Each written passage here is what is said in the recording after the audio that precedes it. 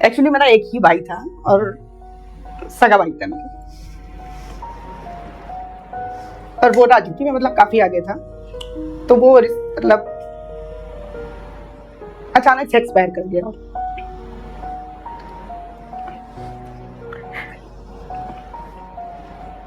अब रोइए नहीं। तो मेरे फादर का कहना था कि अगर आज मेरा बेटा नहीं है तो मेरी बेटी भी किसी से कम नहीं है। पहले जो हमारे फादर की सोच थी वो बिल्कुल अलग थी। प्रेजेंट में हमारे फैमिली की जो सोच है वो बिल्कुल अलग है। कि आपने वो मुकाम हासिल किया है आज। शायद उनका वो बेटा होता तो भी वही करता। बिल्कुल। फिर तो मैं अपने भाई का जो उसका सपना था या अपने माँ बाप का जो सपना है उसको तो मैं दवा से पूरा करूंगी, और इसी जुनून के साथ ही मैं राजनीति में आगे बढ़ रही हूँ। उन्हें किसी की जरूरत नहीं है। तो हमारे उत्तर प्रदेश में महिलाओं को डराया गया है कि आप बाहर मत निकलिए, आप उसको मत देखिए, वो लड़का आपको छेड़ देगा। अरे लड़का आपको कैसे छेड़ देगा, इसका जवाब आप दीजिए। अगर नारी में दम है तो कोई भी उसको छेड़ करके दिखा दे। बड़े चौराहे पे 50 जूते मारो उसके, खींच के 2 झापड़ उसके मारो। इतनी दम हमारी लड़कियों को होनी चाहिए ना। जब उनको डरा सहमा के नहीं बच्चा अंदर बैठो, नहीं बच्चा अंदर बैठो, तो लड़कियां ऐसे ही रहेंगी, हमेशा डरी सहमी सी रहेंगी। वो अपने मन की बात को नहीं कह पाएंगी अपने माँ बाप से, वो बता ही नहीं पाएंगे कि हमारे साथ ऐसा हो रहा है, क्योंकि उनको स्टार्टिंग से ही दबा करके रखा गया है। कि आज हमारा समाज इतना गलत हो गया है, एक महिला के सम्मान के साथ खेल रहा है। पहले गेम खेलता था, गिल्ली डंडा खेलता था, हाथ लेके गेम खेलता था, आज वो महिलाओं के साथ खेलना शुरू कर दिया। आज हमारे भारत में ऐसी घटनाएं हुई नम्रता जी कि देख सुन करके रोना आता है कि हम लोगों के हाथ बंधे हुए हैं। हम महिलाओं की बात करते हैं, पुरुष ही रक्षा करता है महिला की, और हमेशा से करता आया है। लेकिन सवाल ये उठता है कि आखिर पुरुष ही क्यों महिला की सुरक्षा करे? क्या महिला अपनी सुरक्षा खुद नहीं कर सकती है? नमस्कार, आज हमारे साथ एक ऐसे व्यक्ति मौजूद हैं जिन्होंने एक छोटे से शहर से बड़ी राजनीति में कदम रखा है। नमस्कार नम्रता जी। नमस्कार। आज आप बड़े स्तर पर पहुंचने वाली हैं, लेकिन हम शुरुआत करते हैं क्योंकि आप उन्नाव की धरती से आती हैं, एक साहित्यिक नगरी जिसे कलमकारों की धरती कहा जाता है, जहाँ की बेटियां शेरनी होती हैं। और कई बार ऐसे कई सारे तथ्य सामने आए हैं इसमें शेरनियों का वो रूप भी धारण करके दिखी हैं। तो आप अपने उन्नाव के शहर में तब तक रही, तो वो जीवन काल कैसा रहा आपका? देखिए, मैं उन्नाव की धरती पे ही मेरा जन्म हुआ है, और मैं जब तक उन्नाव में रही एक सशक्त नारी के रूप में रही। मेरा विद्यार्थी जीवन, मेरी पूरी पढ़ाई लिखाई सब कुछ उन्नाव क्षेत्र में ही हुई है। और पढ़ाई के दौरान मैंने अपने विद्यार्थी जीवन में रहते हुए विद्यार्थी परिषद से मैं जुड़ी रही हूँ, और मैंने वहाँ की छात्राओं के लिए उनके मतलब उनके सम्मान के लिए, या आप कह सकते हो कि उनके स्वाभिमान के लिए मैंने हमेशा लड़ाई लड़ी हुई है। ऐसी कोई भी छात्रा नहीं है कि अगर उसने कुछ भी चीज़ मुझसे आकर के कही और मैंने उसका समर्थन ना किया हो। तो मैं पूर्ण रूप से छात्राओं के प्रति समर्पित रहती थी, और विद्यार्थी जीवन में रह करके मैंने बहुत कुछ सीखा था। ये तो बहुत ही गर्व की बात है कि आप एक महिला होकर के और महिलाओं के लिए खड़ी रही। जहाँ आज इस देश में प्रदेश की बात करते हैं, क्योंकि हम उन्नाव की बेटी हैं और उन्नाव शहर में महिलाएं डरी सहमी रहती हैं। आप ऐसे लोगों के लिए लड़ी, उनकी ताकत बनी, उनकी हिम्मत बनी। तो नम्रता जी, आपकी राजनीति की शुरुआत उन्नाव से कैसे रुक ली? एक्चुअली मैं तो बहुत ही कंजर्वेटिव फैमिली से बिलोंग करती हूँ, जो सही बात है। बाकी हमारा जो परिवार है वो पूरा राजनीतिक बैकग्राउंड है, लेकिन शादी के पहले मैं राजनीति नहीं कर सकती थी। मैं विद्यार्थी परिषद से जुड़ी हुई थी, बहुत सारे संगठन हैं उनसे जुड़ी हुई थी, लेकिन हमारे यहाँ पूर्ण रूप से आज़ादी नहीं थी कि हम किसी भी क्षेत्र में एक खुल करके आ सकें। जैसे आमतौर गाँव में महिलाओं को रोका जाता था बाहर निकलने के लिए, आवाज उठाने के लिए जी, कि आप घर में रहें, आप घर की इज्जत हैं, इस तरह से। तो हमारे जो बड़े भाई लोग हैं तो वो लोग हम लोगों को थोड़ा सा प्रतिबंधित रखते थे कि हमारे घर की लड़की है या हमारे घर की महिला है, तो इस तरह से मतलब बाहर ना ही निकले। क्योंकि राजनीतिक कैरियर आप भी जानते हैं कि राजनीति करना मतलब अगर हम राजनीति के क्षेत्र में बढ़ रहे हैं आगे, तो उंगलियां उठनी तो स्वाभाविक सी बात है आजकल के जीवन में। और आप बेहतर जानती हैं कि उंगलियां उसी पे उठती हैं जो आदमी अच्छा होता है। बिल्कुल, ये बात आपकी सत्य है कि उंगलियां उठी पे उठती हैं, लेकिन फिर भी एक पारिवारिक महिला के होने के नाते मुझे थोड़ा सा सोच समझ कर ही कदम उठाने। आप जब उन्नाव से गुजरात की तरफ निकले, वो कैसा समय रहा होगा पूरे? एक्चुअली मेरी शादी 2004 में हुई थी। उससे पहले तो मैं उन्नाव में ही पढ़ रही थी, वहीं से शिक्षा पूरी मैंने ग्रहण की है। तो शादी के बाद मेरे हस्बैंड गुजरात में जॉब करते थे, वो डिफेंस में थे। शादी के बाद मैं गुजरात शिफ्ट हुई, बड़ौदा। तो वहाँ पे मैंने महिलाओं को देखा, वहाँ पे पूर्ण रूप से आज़ादी थी एक महिलाओं को। मतलब जैसे हमारे यहाँ कहते थे ना कि लड़कियां आप बाहर मत निकलो, 9 बजे के बाद 7 बजे के बाद आप घर से बाहर नहीं निकल सकते हो। वहाँ पर मैंने गुजरात में जाने के बाद देखा कि हमारी गरबा होता था, डांडिया नाइट, जो नवरात्रि हमारी ये आती है अक्टूबर वाली। इसमें वहाँ पे जो फेस्टिवल होते हैं वो बहुत ही मतलब हाई क्लास फेस्टिवल्स होते हैं। और वहाँ पर लड़कियों को किसी प्रकार से मतलब कोई प्रतिबंधित ही नहीं है, लड़कियां किसी प्रकार से प्रतिबंध नहीं है। आप खुले जाओ, घूमो फिरो, कुछ भी करो। 3-3, 4-4 बजे तक लड़कियां डांडिया कर रही हैं, ये समझ लीजिए। और मतलब एक वहाँ का जो एटमॉस्फेयर था, माहौल था लड़कियों को लेकर के, वो बहुत ही अच्छा था। जो चीजें मुझे वहाँ पे बहुत मतलब प्रभावित कर गई। वहाँ का सामाजिक जो स्तर था पुरुषों के प्रति, कि अभी हाल ही में लोकसभा चुनाव भी हुए थे, आपने देखा होगा बहुत से पुरुषों ने तरह तरह की बातें की थी। तो इसे राजनीति की हम बात कर रहे थे कि अब उन्नाव का जो समय था आपका, वहाँ पे आपने पूरा बताया कि कैसे के वहाँ पे कार्यक्रम होते थे, त्योहार होते थे। वहाँ पे आप खुले विचारों से घूम सकते हैं, बात कर सकते हैं। एक समय का बाउंडेशन नहीं था आपके पास। वहाँ पे असुरक्षा जैसी घटनाएं नहीं घटी। लेकिन फिर आप गुजरात से आज फिर लखनऊ। देखिए, हर इंसान के जीवन में कुछ ना कुछ घटनाएं जरूर घटित होती हैं। हमारे जीवन में भी कोई घटना जरूर घटित हुई होगी जिसकी वजह से कि मुझे यहाँ आना पड़ा। क्या रही होगी? अब एक्चुअली मेरा एक ही भाई था और सगा भाई था मेरा, और वो राजनीति में मतलब काफी आगे था। तो वो मतलब अचानक से एक्सपायर कर गया।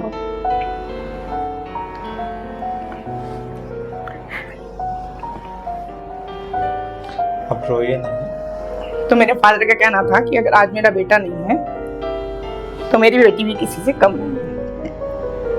पहले जो हमारे फादर की सोच थी वो बिल्कुल अलग थी।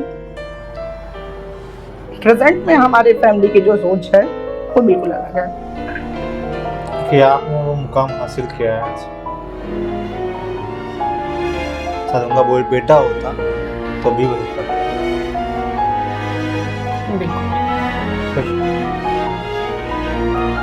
तो मैं अपने भाई का जो उसका सपना था या अपने माँ बाप का जो सपना है उसको तो मैं अवश्य पूरा करूंगी, और इसी जुनून के साथ ही मैं राजनीति में आगे बढ़ रही हूँ।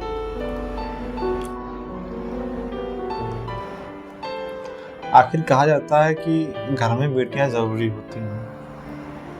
एक माँ एक बाप सोचता है कि घर में बिटिया है तो हमें कई चीज़ों में राहत मिल जाती है। आप घर की बड़ी बेटी हैं? नहीं, मैं छोटी बेटी हूँ। छोटी बेटी जी। तो आपकी माँ को कितनी हेल्प मिलती होगी आपके रहने से? कितना याद करती होंगी आपकी माँ? मैं अपने माँ बाप की फिलहाल तो ताकत हूँ, और मेरे रहते मेरे माँ बाप को कभी कोई कष्ट नहीं हो सकता। ये मेरी जिम्मेदारी है और मेरे माँ बाप को कष्ट होना भी नहीं चाहिए। आज जिस तरह से समाज में बेटियों के साथ इस तरह की घटनाएं सामने आ रही हैं, कभी कभी लगता है कि हम इस समाज में रहते ही क्यों हैं। आप आज राजनीति में आई हैं, पहले आप बेटी हैं, एक समाज की बेटी हैं, और कई सारी ऐसी बेटियां हैं समाज में जो लगातार अपने घर से बाहर, समाज से, स्कूल जाते वक्त जो छोड़ने आता है ड्राइवर, उससे कई ऐसे तमाम निगाहें जैसे वो बस्ती चली आ रही हैं और उनका खुल के सामना नहीं कर पा रहे हैं। आप गुजरात से जब उत्तर प्रदेश में वापस आए, क्या मंशा रही होगी आपकी? जब मैंने गुजरात गई मैं, और मैंने वहाँ पे देखा कि वहाँ पे लड़कियां बहुत ही सुरक्षित हैं, एकदम फ्रीडम से घूम रही हैं, सब कुछ कर रही हैं। मैंने बहुत सारे लोगों के साथ काम भी किया है। हमारे धारासभ्य, मतलब वहाँ पे धारासभ्य बोलते हैं, हमारे विधायक श्री माननीय शैलेश सुट्टा जी के साथ मैंने बहुत कार्य किया है। हमारे बड़े भाई विधानसभा अध्यक्ष राजेंद्र त्रिवेदी जी के साथ हमने बहुत कार्य किया है। माननीय हमारी सांसद श्री रंजन बहन जी के साथ काम किया है। हमारी धारासभ्य मनीषा बहन वकील जी के साथ काम किया है। तो मैंने पुरुष और महिलाओं सबके साथ मिलकर के काम किया है। और हमारे पूर्व के मेयर भरत डांगर जी के साथ मैंने कार्य किया हुआ है। तो उन लोगों का जो कार्य करने का तरीका था और महिला सशक्तिकरण के लिए जिस तरह से वो लोग कार्य करती थी, वो मैं देखती थी कि अरे यहाँ पे महिलाओं के लिए इतना कार्य हो रहा है, हमारे उत्तर प्रदेश में तो ऐसा कुछ भी नहीं है। वहाँ की तो महिलाएं डरी डरी में रहती हैं, आखिर ऐसा क्यों है? क्यों हमारे यहाँ घर की लड़कियाँ 7 बजे के बाद बाहर नहीं जा सकती हैं? और ऐसा गुजरात में क्या है कि वहाँ पे लड़कियाँ आप 12 बजे रात में कहें, वो 12 बजे रात में घर से बाहर निकल जाएंगी, उठाएंगी स्कूटी और वो निकल जाएंगी, उन्हें किसी की जरूरत नहीं है। तो हमारे उत्तर प्रदेश में महिलाओं को डराया गया है कि आप बाहर मत निकलिए, आप उसको मत देखिए, वो लड़का आपको छेड़ देगा। अरे लड़का आपको कैसे छेड़ देगा? इसका जवाब आप दीजिए। अगर नारी में दम है तो कोई भी उसको छेड़ करके दिखा दे, भरे चौराहे पे 50 जूते मारो उसके, खींच के 2 झापड़ उसके मारो। इतनी दम हमारी लड़कियों को होनी चाहिए ना। जब उनको डरा सहमा के नहीं बच्चा अंदर बैठो, नहीं बच्चा अंदर बैठो, तो लड़कियां ऐसे ही रहेंगी, हमेशा डरी सहमी सी रहेंगी। वो अपने मन की बात को नहीं कह पाएंगे अपने माँ बाप से, वो बता ही नहीं पाएंगे कि हमारे साथ ऐसा हो रहा है, क्योंकि उनको स्टार्टिंग से ही दबा करके रखा गया है। और गुजरात में फ्रीडम दिया गया है, तो इसीलिए मुझे गुजरात पसंद है। और वहाँ की जो नीतियाँ हैं वो भी बहुत अच्छी हैं। वहाँ पे नारी का भाई सम्मान है। आप जब उत्तर प्रदेश वापस आए लगभग 20 सालों के बाद जी, तो काफी कुछ परिवर्तन हो चुका होगा, बहुत ऐसा दौर निकल चुका कि 20 साल बहुत लंबा समय होता है। आप 2004 में आपने बताया शादी हुई हमारी जी, शादी के बाद वहाँ निकल गई जी, उसके बाद आप लगभग 22 तक आप उत्तर प्रदेश में लगभग आई। हाँ। ऐसा क्या उत्तर प्रदेश में आपको उस समय दिखा जो 22 में जब आप यहाँ से छोड़ के गई थी उत्तर प्रदेश और वापस आने आपको क्या मिला होगा? मतलब बदलाव तो लगे मुझे, मतलब अब लगा कि नहीं लड़कियां जैसे पहले था कि नहीं भाई छोड़ने जा रहा है या पिता छोड़ने जा रहा है स्कूल। अब मुझे आने के बाद ऐसा लगा कि नहीं बच्चियां थोड़ी सी मतलब स्थापित हो चुकी हैं, वो अपने आप जा सकती हैं कहीं भी, coaching, colleges, school, computer classes, ये सब लड़कियां जा रही हैं। जबकि पहले हमारे टाइम में ऐसा नहीं था कि आप कहीं भी जा सकते हो, स्पीकिंग क्लासेस वगैरह सब कुछ। भाई छोड़ने हाँ, पापा जाते थे, हाँ बिल्कुल, से कोई अपना बड़ा चला गया। जी बिल्कुल चला गया। हमारे यहाँ आप ये समझिए कि बर्थडे तक में फ्रेंड्स के यहाँ नहीं जाने को दिया जाता था, और मैंने आने के बाद देखा कि ठीक है, डेवलपमेंट अच्छा है आफ्टर 20 इयर्स। रमता जी, जैसे उत्तर प्रदेश में आज बुलडोजर बाबा जी से प्रसिद्ध सूबे के मुख्यमंत्री महाराज महंत योगी आदित्यनाथ मुख्यमंत्री जी विराजमान हैं। ऐसा अपराधियों के मन में डर क्यों नहीं बन पा रहा है? क्योंकि जिस तरह की घटनाएं सामने आ रही हैं, दिल झकझोर देने वाली घटनाएं सामने आ रही हैं। ऐसे में बाबा की बुलडोजर नीति क्यों उनको नहीं डरा पा रही है? देखिए, बुलडोजर बाबा जी को तो मैं हृदय से वंदन करती हूँ, अभिनंदन करती हूँ कि हमारे उत्तर प्रदेश की कमान एक ऐसे इंसान के हाथ में है जो कि टिट फॉर टैट। अगर आप कुछ भी गलत करोगे तो वो बुलडोजर इमीडिएट चलवा देगा। ट्रिपल इंजन की सरकार हमारे यहाँ बनी हुई है। फिर भी अगर अपराधी यहाँ पर हैं और वो कार्य कर रहे हैं अपराधी श्रेणी का, तो बहुत ही मतलब शर्मनाक बात है। डर हट गया है इंसानों के मन से। आखिर ऐसा क्यों हो रहा है? कौन है जो इस डर को बढ़ावा दे रहा है? किस क्षेत्र के वो लोग हैं? ये तो मैं खुद पूछना चाहूंगी, क्योंकि हमारी सभ्यता में, हमारे हिंदू समाज में इतना तो फिलहाल तो नहीं है कि आपराधिक दृष्टिकोण से अगर हम देखें कि हम लोग अपराध को बढ़ावा देंगे। अपराध को बढ़ावा हमारे बाबा जी कभी नहीं देना चाहेंगे, ना हमारे बाबा जी ने कभी दिया है। उदाहरण आपके सामने? हाँ, उदाहरण हमारे सामने है। की घटना हो, चाहे आजम की घटना हो, उदाहरण आपके सामने है। बिल्कुल बिल्कुल। और बाबा जी से सरकार से पहले अखिलेश यादव की सरकार थी जी, उसमें कई तथ्य सामने आए। महिला सुरक्षा की बात। अब आप अखिलेश जी की बात कर रहे हैं, तो अयोध्या में जो घटना घटित हुई है वो किस क्षेत्र से घटित हुई है? आप बताइए हमें। वही है अखिलेश यादव। फिर खुला नाम है। हाँ, तो खुला नाम है। जब सपा सरकार में ही महिलाएं सुरक्षित नहीं थी, स्वयं कह रहे हैं कि हमारे आदमी ने किया, सजा दीजिए उसको। तो सजा देंगे हमारे बुलडोजर बाबा, सजा देंगे। हमारी जनता उनके साथ है, सजा देंगे बुलडोजर बाबा। और ये जो अपराध को ये बढ़ावा मिल रहा है ना, ये सिर्फ सपा सरकार की वजह से मिल रहा है, क्योंकि वो हमारे योगी बाबा की नीतियों से सहमत नहीं है। तो वो क्या करेंगे हमारे बाबा जी के लिए? एक बड़ा गंभीर सवाल है। एनसीडब्ल्यू की जो रिपोर्ट कहते हैं जी कि ज्यादातर रेप की घटना है, चाहे बदलापुर की घटना ले लीजिए, बिल्कुल बिल्कुल चाहे उज्जैन की घटना ले लीजिए, जी आप अयोध्या की घटना की बात कर रहे हैं, जी हम कासगंज की फिर से बात कर रहे हैं। जी। जो देखिए, लगता- कासगंज की महिला के साथ जो भी घटना घटित हुई है, वो एक अभिवक्ता महिला है। वो घटना तो इतनी निंदनीय है कि जिसके लिए बारे में मैं कुछ कहने के लिए मेरे पास अल्फाज नहीं है, शब्द नहीं है उसके लिए। आप ये बताइए, अगर एक अभिवक्ता महिला इस समय में सुरक्षित नहीं है तो अपराधियों का क्या कर सकते हो, ये बताओ। वो तो वादी की पैरवी कर रही थी, और रीजन भी यही है कि सजा दिलाने के लिए वो हाईकोर्ट जाना चाह रही है। बिल्कुल। तब मोहिनी उसको हाईकोर्ट जाती, मोहिनी को मैं बहुत अच्छे से जानती हूँ। ऐसा नहीं है, उसने जो भी कार्य किया वो सही कार्य किया। आप ये बताइए, सलीम और हैदर ने क्यों झगड़ा किया था शिवशंकर जी से? मात्र एक क्रिकेट का ही तो विवाद था। उस झगड़े को इतना मतलब बढ़ावा दे दिया कि आपने मारा पीटी शुरू कर दी ग्राउंड में। जब शिवशंकर के ने मुकदमा लिखवाया आपके ऊपर, मैं मोहिनी जी उनकी पैरवी कर रही थी, तो क्या आपको कोर्ट में जाकर के उसको मारने की जरूरत थी? सलीम और हैदर ने भरे कोर्ट में, उन्होंने तो कोर्ट शिवशंकर जी को क्यों मारा? कोर्ट का ही अपमान कर दिया। बिल्कुल, कोर्ट की अवहेलना है, ये 100% अवहेलना है कोर्ट की। एक अधिवक्ता को हत्या करके उन्होंने कोर्ट के ही सम्मान की धज्जियां उड़ा दी। बिल्कुल बिल्कुल, कोर्ट के सम्मान की ये लोग पूर्णतः आते धज्जियां कहाँ उड़ा से दी। हैं? बाबा सरकार तो ऐसे लोग तो नहीं है। अब ये तो सपा सरकार बढ़ावा दे रही है। आप स्वाभाविक सी बात है, अयोध्या की घटना देख लीजिए। अयोध्या की घटना में जो घटना घटित हुई है, उसका मुख्य कौन है आप बताइए, नाम बताइए आप। मोहित है। और यहाँ पर घटना में कौन है? मैं आपसे ही पूछ रही हूँ, सलीम एंड हैदर। तो फिर ऐसी घटनाओं को क्यों बढ़ावा दिया जा रहा है? हमारी योगी बाबा तो ऐसा नहीं कहेंगे। वो तो ये सीधे कहते हैं कि भरे चौराहे पे आप गोली मार दीजिए। और मैं भी यही कहूंगी, जिस लड़की के साथ अगर कोई ऐसी घटना घटित होती है तो उसको वहीं पे तुरंत टिट फॉर टैट उसको तुरंत गोली मार दी जाए। केस मैं लड़ लूंगी फ्री ऑफ कॉस्ट। किसी भी अगर लड़की के साथ ऐसा होता है तो वो मुझसे संपर्क करे, उसका केस मैं लड़ूंगी, एक पैसा नहीं लगेगा उसका। लेकिन आप डरिए मत किसी से, डरने की जरूरत नहीं है इस समय। आप उत्तर प्रदेश में आज एक प्रदेश लेवल की राजनीति में कदम रखने वाली है राष्ट्रीय लोकदल पार्टी में। जी, आपको प्रदेश स्तर का पद मिलने वाला है और मौजूदा तौर पर आप अभी नेता हैं कलौत की। जी।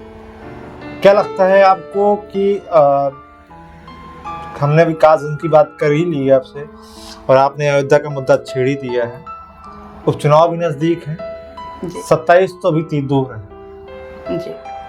महिला अभी कोलकाता में जो बंगाल की घटना थी जी। रेप और मर्डर वाली घटना, उसके बाद से सारे केस एक के बाद एक दिखना शुरू हो गए। आप नोटिस कर रही होंगी। अब मैं आपकी इस बात पे ये बोलना चाहती हूँ कि आप महिला सशक्तिकरण की बात करते हैं, ठीक है। वहां पर बंगाल में मुख्यमंत्री कौन है? एक महिला ही है ना। एक महिला होकर के जब महिला की इज्जत आबरू को नहीं बचा पा रही है तो इससे बड़ी शर्मनाक बात क्या होगी? वहां से घटना उठना शुरू, मैं क्या कह रहा हूँ आप बस समझिए। वहाँ ममता बनर्जी की सरकार है, सब कुछ सही है जी। एक महिला के साथ घटना होती है। आज हमारा समाज इतना गलत हो गया है, एक महिला के सम्मान के साथ खेल रहा है। पहले गेम खेलता था, गिल्ली डंडा खेलता था, हर तरह के गेम खेलता था, आज वो महिलाओं के साथ खेलना शुरू कर दिया है। और ये सामाजिक नीति की हम बात कर रहे हैं और यहाँ पे लोगों की सोच की बात आती है कि वो किस तरह से महिलाओं को देखते हैं। आखिर क्या उनकी बहनें नहीं, उनकी माँ नहीं है, उनकी बेटी नहीं है? सबसे बड़ा मुद्दा तो यहाँ पर ये उठता है कि जिसके परिवार में ही बेटी हो, अब वो ही ऐसा आदमी काम कर रहा हो, तो इससे अच्छा अपनी बेटी साथ कर लो। बिल्कुल बिल्कुल। मैं और बंगाल से लेकर बंगाल में जो इतना बड़ा बवंडर खड़ा हुआ था, जिसकी वजह से पूरे देश में, भारत देश की बात कर रहे हैं, आज हमारे भारत में ऐसी घटनाएं हुई नम्रता जी कि देख सुन करके रोना आता है कि हम लोगों के हाथ बंधे हुए हैं। हम महिलाओं की बात करते हैं, पुरुष ही रक्षा करता है महिला की और हमेशा से करता आया है।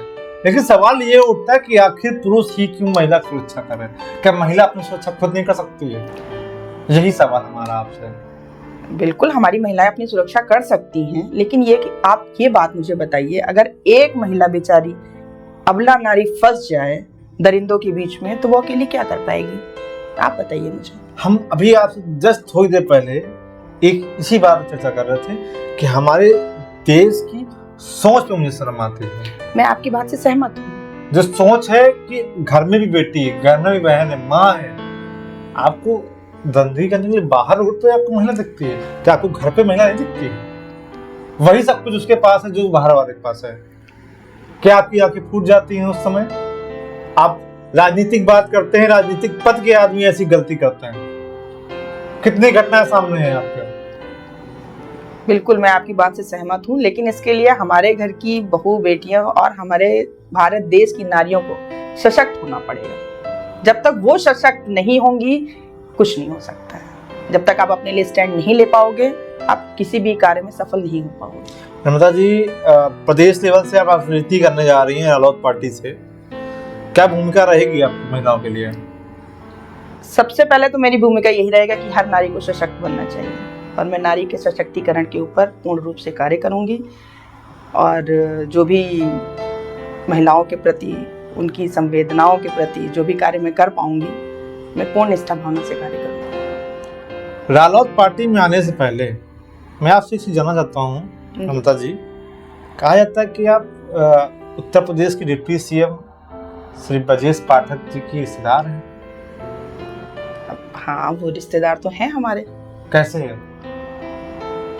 अब इसकी चर्चाएं चलती रहती हैं मार्केट में और राजनीति में ये एक बहुत बड़ा चिन्ह लगाता है कि आप डिप्टी सीएम के रिश्तेदार हैं और वो भी नजदीकी रिश्तेदार हैं।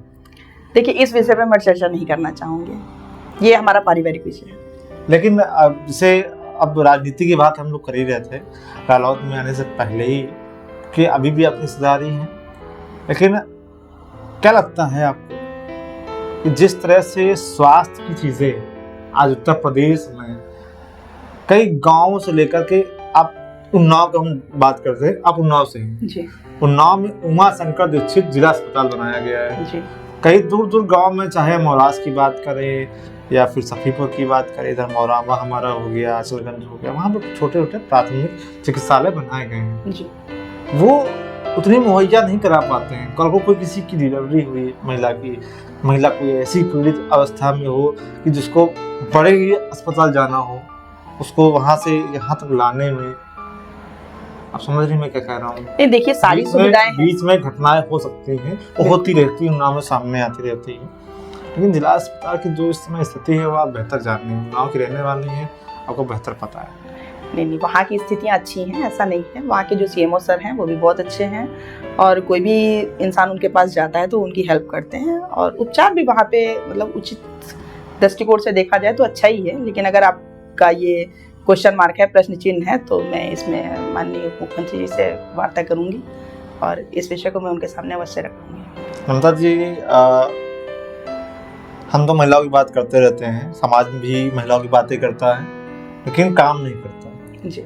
उन महिलाओं के लिए क्या संदेश है आपको जो घर में बैठी हैं, चूल्हा पोछा कर रही हैं, जो बेटी है पढ़ने के लिए इच्छा जगाती है और बाहर निकलती है तो 10 हजारों नजरों से खुद जूझना पड़ता है, 10 तरह की निगाहें उसको घूरती रहती हैं, लगातार ऐसी कई सारी घटनाएं उसके सामने हो जाती हैं जिससे वो शर्म उसको आने लगती है, रूह कांप जाती है उसके। ऐसे हम लखनऊ की बात नहीं कर रहे हैं, हम उत्तर प्रदेश के ऐसे कई छोटे छोटे गांव हैं, वहां पे ऐसी घटनाएं हो जाती हैं। कहीं किसी की बेटी खेत के बाहर मिलती है, उसकी लाश किसी तालाब के पास मिलती है, और मैं क्या ही बताऊं विकासगंज की अधिवक्ता महिला के साथ जो घटना घटी है, बहुत ही शर्मनाक घटना घटी है। सबसे पहले तो मैं ये कहना चाहूंगी कि हमारे गांव शहर की तो बात ही छोड़िए, गांव की जो बालिकाएं हैं, जो कन्याएं हैं, उनको शिक्षित होना बहुत ज्यादा जरूरी है। और शिक्षा की स्थिति क्या है अपने उत्तर प्रदेश में? शिक्षा की स्थिति तो मैं जान रही हूँ क्या है, लेकिन शिक्षा की स्थिति को खराब किया किसने है? अभी सरकार ने किया है, बिल्कुल किया है, लेकिन उसके लिए स्टैंड हम लोग को लेना पड़ेगा ना, तभी तो शिक्षा की स्थिति सुधरेगी। कैसे सुधरेगी आप बताइए?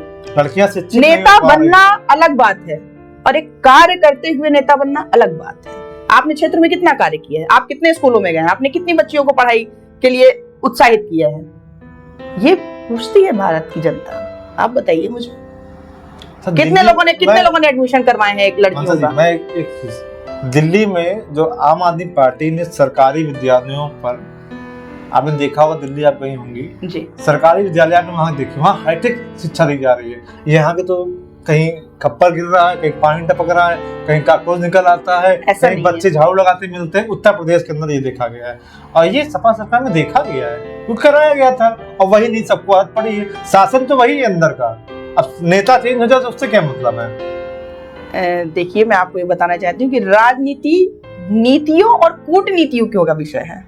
ये सिर्फ राजनीति जो चल रही है ना, ये वाकपटुता की राजनीति है। इसे समझना सबके बस की बात नहीं है। सरकार हमारी सब कुछ कर रही है, ऐसी कोई भी चीज़ आप बताइए। हमारे मुख्यमंत्री जी ने कितने सारे देखिए अभियान अभी शुरू करवाए हैं, कितनी सारी लाभार्थी योजनाएं हैं।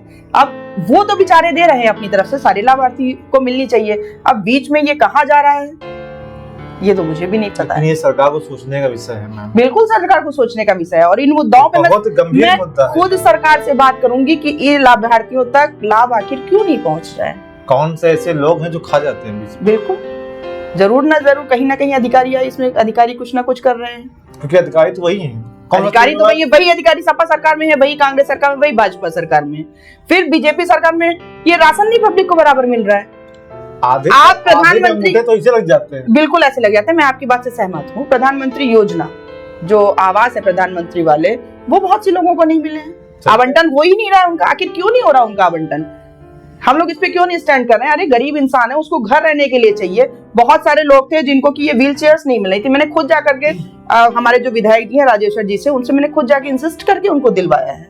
सरोजनी नगर के विधायक, बिल्कुल सरोजनी नगर की विधानसभा के विधायक जो है हमारे राजेश्वर जी, मैंने बहुत से लोगों को व्हील चेयर दिलवाई है, बहुत से लोगों को एडमिट कराया। रात बिरात डॉक्टर्स यहाँ सुनते नहीं है, मैंने जाकर के एडमिट करवाया है।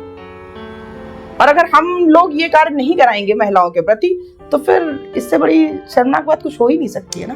नम्रता जी, अगर कभी आपको मौका मिले विधायक या सांसद बनने का, क्योंकि ऐसी महिला समाज के लिए जरूरी है नेता बनना, क्योंकि आज आप रालोद पार्टी से प्रदेश स्तर पर नेत्री बनने जा रही हैं, और अगर आपको मौका मिलता है सांसद बनने का या फिर विधायक बनने का, तो आप कैसे जनता की सेवा करेंगे?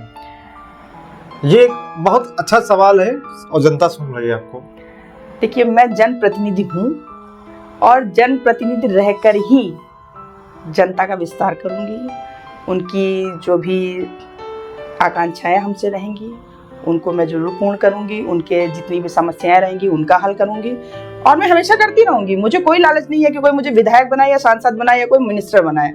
ये तो सब कहने की बातें होती है, कोई किसी को बनाता नहीं है। अगर आप जनप्रतिनिधि हैं और आप जनता के बीच में उतर रहे हैं, जनता का कार्य करा रहे हैं, तो जनता जरूर कभी ना कभी आपको जरूर पसंद करेगी। नम्रता जी, आपसे मिलकर बहुत अच्छा लगा। आपको बहुत शुभकामनाएं हैं जी भविष्य की। और जिस सूबे के मुख्यमंत्री हमारे योगी आदित्यनाथ जी विराजमान हैं जी, प्रदेश की राजनीति को बहुत बेहतर ढंग से उनका उद्धार कर रहे हैं। चीज़ों को, नए विकास के बारे में, लोगों को अवेयर करने के बारे में, महिला सशक्तिकरण करने के बारे में, चाहे वो एंटी रोमियो हो, कई प्रकार की महिलाओं की जो योजनाएं हैं सब सम्मिलित कर रहे हैं। लेकिन शासन में वही बार बार सवाल घूम के आता है कि इस शासन में ऐसा क्या है, या तो चेंज नहीं होना चाहते या अपनी कुर्सी नहीं छोड़ना चाहते हैं, ये सरकार ही नजरअंदाज कर रही है। इसमें सरकार नजरअंदाज नहीं कर रही है, ये शासन और प्रशासन की गलती दोनों की ही बराबर से है। तो इस पे मैं जरूर माननीय योगी आदित्यनाथ जी से बात करूंगी, हमारे मुख्यमंत्री जी से बात करूंगी कि आखिर ऐसा क्यों हो रहा है, और मैं खुद जा करके उनसे मिलूंगी और अपनी बातों को रखूंगी। तो बहुत अच्छा लगा आपसे मिलकर। नमस्कार। आज प्रदेश में जिस तरह की घटनाएं सामने आती हैं महिलाओं को लेकर के, काफी निंदनीय है। आज हमारा जो पॉडकास्ट था नम्रता शुक्ला जी के साथ था, जो कि राष्ट्रीय लोकदल पार्टी से नेता है प्रदेश लेवल की। लेकिन इनकी जो पहले का समय था, उन्नाव से आई, फिर गुजरात गई, गुजरात में जो कल्चर देखा वहां से प्रभावित हुई और सोचा कि क्यों ना आखिर हम उत्तर प्रदेश में वो कल्चर लाए जो इन्होंने गुजरात में देखा, जो लड़कियों ने फ्रीडम देखी। आज जो फ्रीडम उत्तर प्रदेश में देखने को नहीं मिल रही। कहने तो बहुत बातें हैं कि बहुत हम विकास कर चुके हैं, बहुत हमारा उत्तर प्रदेश विकास कर चुका है, लेकिन कहीं ना कहीं आज महिलाओं के लिए असुरक्षित स्थान बन चुका है। अब सोचने वाली बात यह है कि आखिर कब तक आप लोग अंदर छिपे बैठेंगे, कब तक आप लोगों की बुराई सुनते रहेंगे, कब तक अपने आप को समझाते रहेंगे कि अब मत बोलो, अगर बोल दिया तो बवाल हो जाएगा। अब मत बोलो कि बोल दिया तो बवाल हो जाएगा, क्योंकि कहीं परिवार रोकता है तो कहीं समाज रोकता है। इसी के साथ प्रशांत त्रिपाठी, बहुत बहुत धन्यवाद। जय हिंद।